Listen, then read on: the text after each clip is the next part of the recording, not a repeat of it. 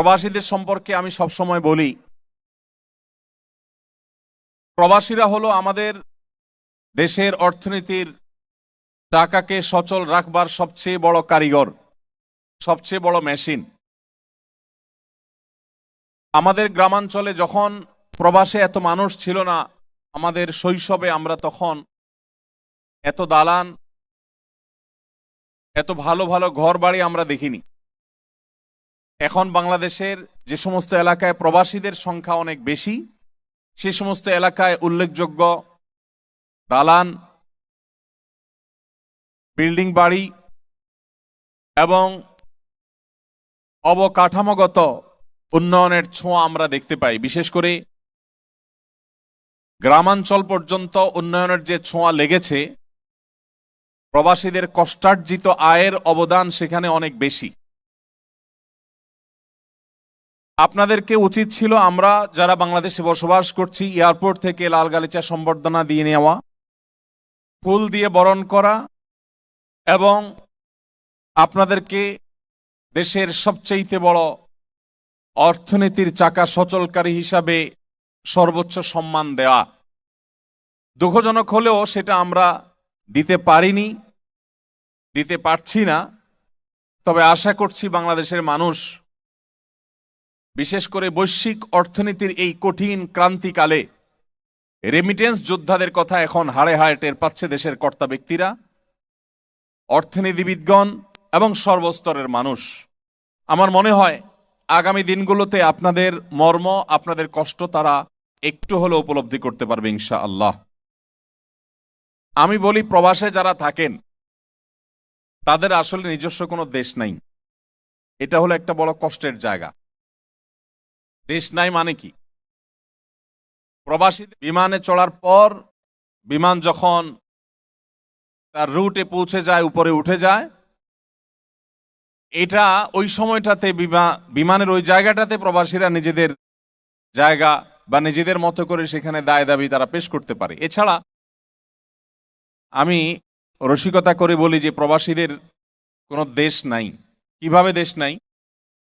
কারণ আপনাদের এখানে অর্থাৎ সাউথ কোরিয়াতে কি বলা হয় জানি না, মিডল ইস্টে যারা থাকেন, সৌদি আরবে, আরব আমিরাতে বা অন্যান্য জায়গায়, তাদেরকে সেখানকার স্থানীয়রা বলে আজনবী।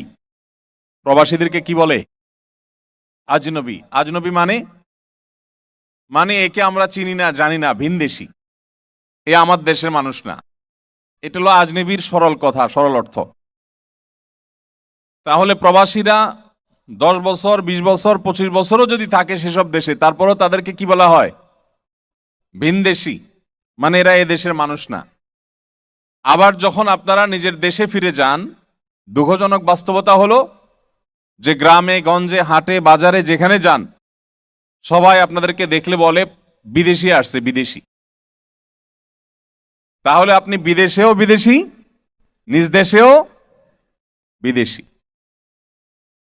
তো এটা একটা বড় কষ্টের জায়গা।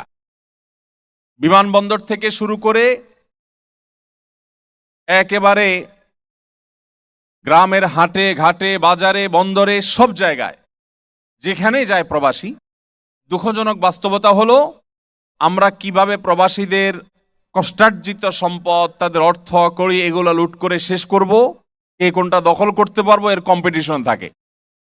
বিমানবন্দরে আমি নিজে দেখেছি যে বাংলাদেশি মুদ্রায় কাউকে ভিক্ষা দিতে চাইলেও নেয় না। ভিক্ষুক পর্যন্ত বলে, ভাই একটা ডলার দেন, একটা রিয়াল দেন। বলে কি বলে না? ঠিক একইভাবে আপনি গাড়িতে উঠেন, গাড়িওয়ালাও একইভাবে দাবি করবে। আমি একবার সৌদি আরব থেকে দেশে আসার পর যাচ্ছিলাম, তো গাড়ি থামিয়ে এক পুলিশ ভদ্রলোক যখন দেখতে পেলেন যে বিদেশ থেকে আসছে প্রবাসী, বললেন যে হুজুর একটু মিষ্টি খাওয়ার টাকা দেন। তো আমার কাছে কাঁচা খেজুর ছিল কিছু, এক ছড়া কাঁচা খেজুর দিয়ে বললাম, এর চাইতে মিষ্টি, এর চাইতে ভালো মিষ্টি আর কিছু হতে পারে না, এটা আপনার জন্য গিফট, বলে আমি চলে গেলাম দিয়ে। এরপর প্রবাসী যখন বাড়িতে যায়, সবাই চেয়ে থাকে কি আনছে আমার জন্য। কারোর মন খারাপ এই কারণে হয় না যে আমার ভাইটা বিদেশে থেকে কষ্ট করে সাদা মানুষটা কালো হয়ে গেছে, স্বাস্থ্যবান মানুষটা শুকিয়ে গেছে, এই জন্য কারো মন খারাপ হবে না। মন খারাপ কি জন্য হবে? যে আমার কাঙ্ক্ষিত মোবাইলটা আনে নাই, আমার শ্যাম্পুটা আনে নাই, আমি ওইটা বলছিলাম সেটা আনে নাই, ওই জিনিসটা চেয়েছিলাম সেটা দেয় নাই, এই জন্য দেখবেন অনেকে মন খারাপ করে।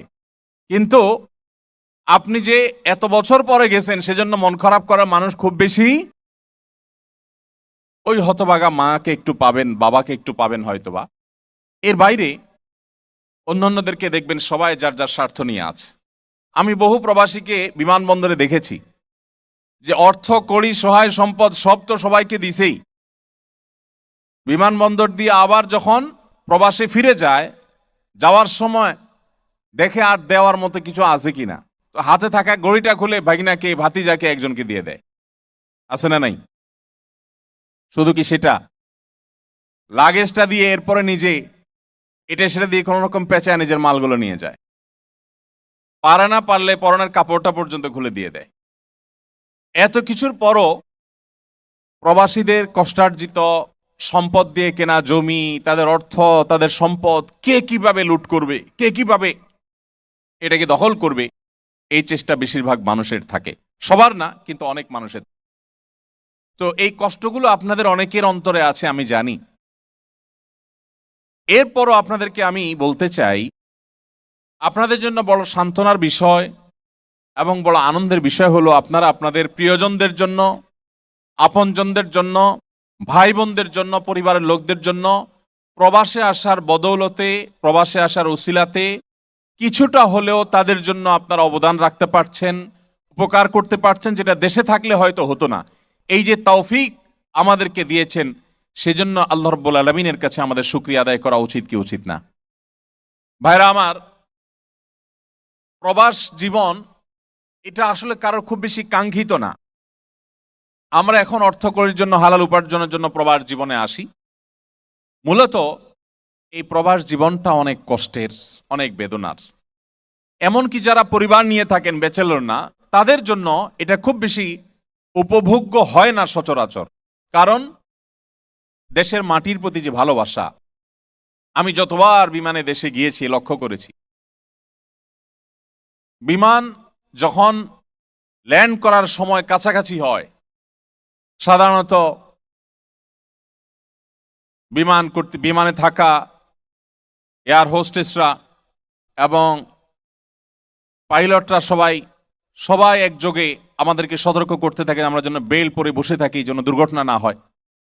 কিন্তু আমি দেখেছি আমাদের প্রবাসী ভাই বোনদেরকে, যে বিমানবন্দরের কাছাকাছি বিমান পৌঁছাচ্ছে বা একটু ঘরবাড়ি বাংলাদেশের এলোমেলো, এলোপাতাড়ি, আগোছালো ঘরবাড়ি, নদী নালা, একটু পানি দেখা যায়, তখন থেকে জানলা দিয়ে একটু দেখার জন্য আকুল হয়ে যায়।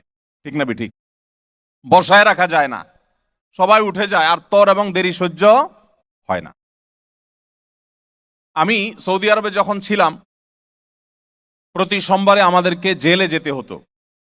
জেলে যেতে হতো আসামি হয়ে না, বাংলাদেশি কয়েদি যারা থাকতেন তাদেরকে নাসিহা করবার জন্য। সেখানে একটা ভালো জিনিস আছে শুউনুদ্দিনিয়া নামে, অর্থাৎ জেলখানার ভেতরে যারাই আসবে তাদেরকে দ্বীনি চেতনা তাদের মধ্যে সৃষ্টি করবার জন্য ওলামা একরাম সেখানে আসেন এবং নাসিহা করেন অপরাধ মাত্রা এবং প্রবণতা কমাবার।